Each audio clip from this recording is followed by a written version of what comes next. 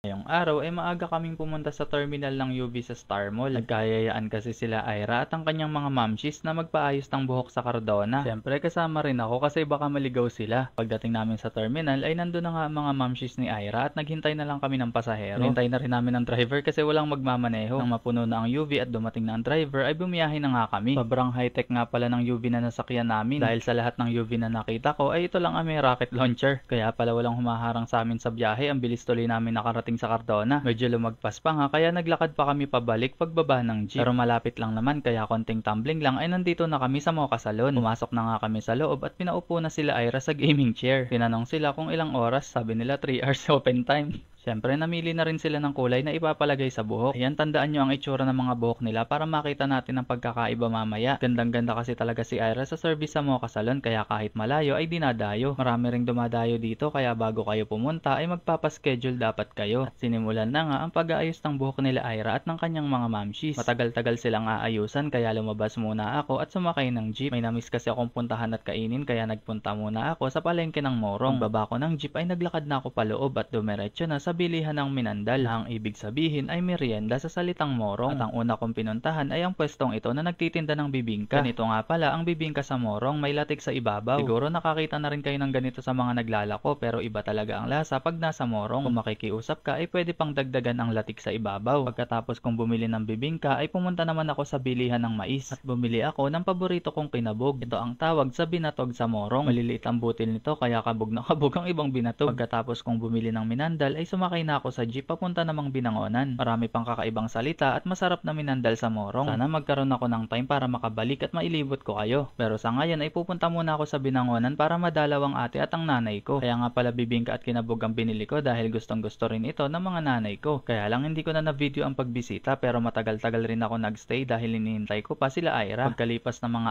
4 na oras ay nagchat na si Ira na tapos na daw sila. Dahil malapit na lang din naman ako sa isa sa paborito naming kainan sa Binangonan ay sinabihan ko silang bumaba na lang sa first gate ng San Carlos. Bumiyahe na nga sila at dito na kami nagkita sa Wings to Sawa. Nung taga Binangonan pa kami ay madalas kaming magpa-deliver dito. Meron din silang dine-in at ito na nga ang gagawin namin ngayon para only wings ang kakainin namin. Pumasok na nga kami at umakyat na sa taas dahil nandito ang mga table nila. Nung makahanap na kami ng pwesto ay nilapitan na kami ng crew para kunin ang order namin. Kung makikita nyo ay sobrang dami ng tao kahit maaga pa. Normal yan dito lalo pag weekends kaya kung gusto nyo subukan ay agahan nyo dapat. Nakalagay na nga rin pala sa tarpaulin ng menu nila. Ewan ko lang kung di nyo pa mabasa. Bukod sa only wings ay meron din silang only drinks. Kaya habang naghihintay kaming maluto ang manok ay naiserve muna ang inumin. Sa dalawang mamshis ni Ira ay cucumber at sa amin naman ni Ira ay red iced tea. Kung magpaparefill kayo ay pwede namang pumili ng ibang flavor. Meron din silang blue lemonade dito na kulay asul. Habang naghihintay kaming iserve ang order namin ay lumipat din pala kami ng pwesto para mas malapit kami sa neon lights nila. Inikot ko na rin ang camera para kunwari vlogger at para makita natin ang snack bar sa dulo. At ang paborito ko sa snack bar nila at madalas ko ring ipa-deliver ay ang nachos. At dumating na nga ang in-order naming only wings kasama ang kanin. At hindi mawawala sa first order ang paborito naming garlic mayo at honey mustard. Sinamahan na rin namin ng garlic parmesan at ng sweet chili. Sinimulan na nga namin kumain at ilang minuto lang ay natapos namin ang first batch. At dahil sa sarap ng kinain namin ay hindi na natin napansin ang kanilang mga buhok. Pero kung gusto nyo makita ang resulta ay ibalik at i-post nyo na lang ang video. At mapapansin nyo na ang mga buhok nila ay talagang lapat na lapat. Balik na tayo sa kinakain namin at umorder pa nga kami ng second batch. Nakalimutan ko na ang mga flavor nito pero ang isa ay mango habanero. Nang malapit nang maubos ang second batch ay umorder pa ulit kami ng pangatlo. Pero dalawang flavor na lang dahil busog na kami. Pero dahil may flavor pa kaming gustong tikman ay umorder pa kami ulit ng isa. At ito nga ang last order namin na nakalimutan ko na kung anong flavor. Ang dami kasi talagang pagpipili ang flavors dito. Hindi tulad sa iba dyan na dalawa lang ang pagpipilian, regular at spicy. At sa wakas ay nabusog na nga kami kaya tinapos na rin namin ang pagkain. Sa mga magtatanong kung anong menu at mga flavors nila ay nandito sa tarpaulin, i-post nyo na lang. Andyan na rin ang presyo at takpan natin ang mukha ni kuya dahil baka makasuhan tayo. Ito nga pala ulit ang kanilang snack bar at ang neon lights na dahilan ng paglipat namin. Nagbayad na nga kami pero bago kami umuwi ay nag-CR muna ako sa third floor. Nandito kasi ang CR nila pero sa totoo lang ay gusto ko lang mag-video sa taas. Meron pa kasi mga pwesto dito kapag napuno na sa second floor. Pagkatapos kong mag-CR at mag-video ay bumaba na ako. Hindi ako yung naka-yellow, ako yung may hawak ng camera. At bukod sa neon lights ay meron din silang signage dito na may ilaw. Lumabas na nga kami at sumakay na kami ng UV paluwas ng ng Maynila at ang coincidence nga naman ang nasakyan naming UV ay ang sinakyan namin kaninang umaga papuntang Cardona. Kaya safe na safe talaga kami dahil sa rocket launcher ni Kuya. At hindi pa nga pala muna kami umuwi ni Ira dahil dumiretso muna kami sa Mega Mall. Isa lang naman ang dahilan kung bakit nagpunta kami dito, yun ay para matikman ulit ang paborito naming dessert. Walang iba kundi ang frozen yogurt ng Block 513. Ang paborito naming sauce na Spice Cookie Caramel 2.0. Sa dami ng nagawa at nakain namin ay sulit ang araw na ito. Salamat sa panonood!